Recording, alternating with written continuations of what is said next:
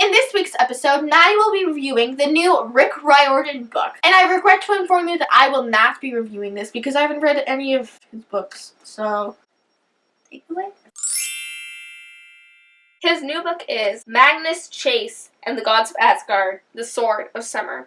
All you people who read his books, you're gonna notice the last name is Chase. And if you haven't caught on to this already, he is Annabeth Chase's cousin. Annabeth Chase from the Percy Jackson book. She appears in this book multiple times, and it's marvelous.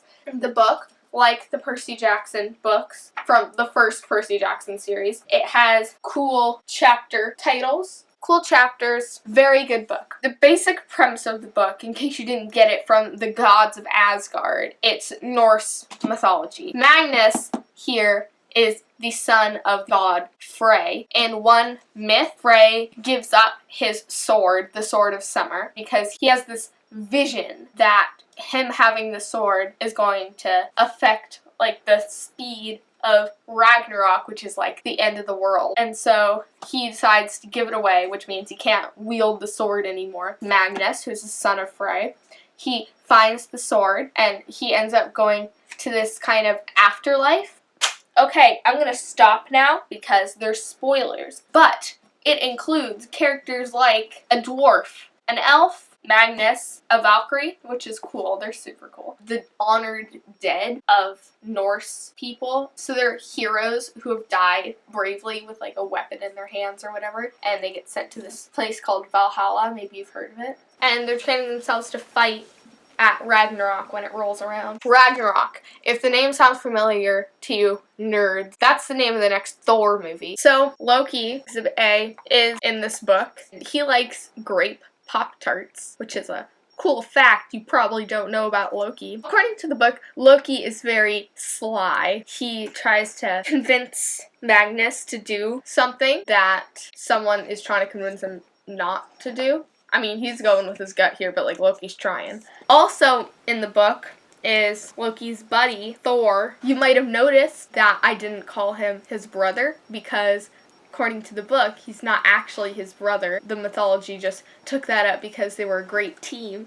They were pals.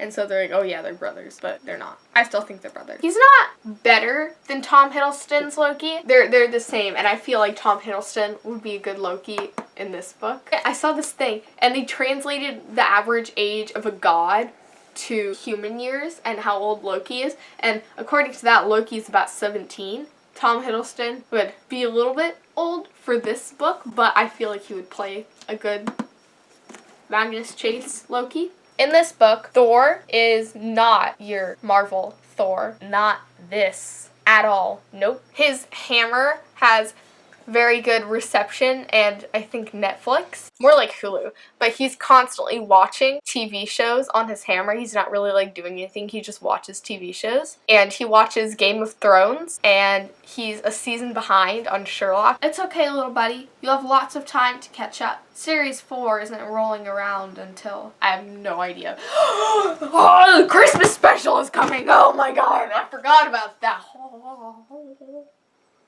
Here's Thor's little girlfriend because the cold never bothered Thor either. There's a girl in the book. She's a Valkyrie, but she's not anything like Elsa, so bye Elsa. Girl in the Valkyrie, her name is Samira. Everyone calls her Sam. And she's this Muslim girl from Boston. Oh, by the way, this is set in Boston because Rick Riordan now lives in Boston. Valkyries in like mythology, they get these swan coats or something. And they can change your shape or like make you invisible or like turn you into different things. And so she uses hers as a hijab. It sounds very stylish. I feel like I need one of those and I would constantly wear it as a scarf. And I could just make myself invisible in awkward situations. How great is that?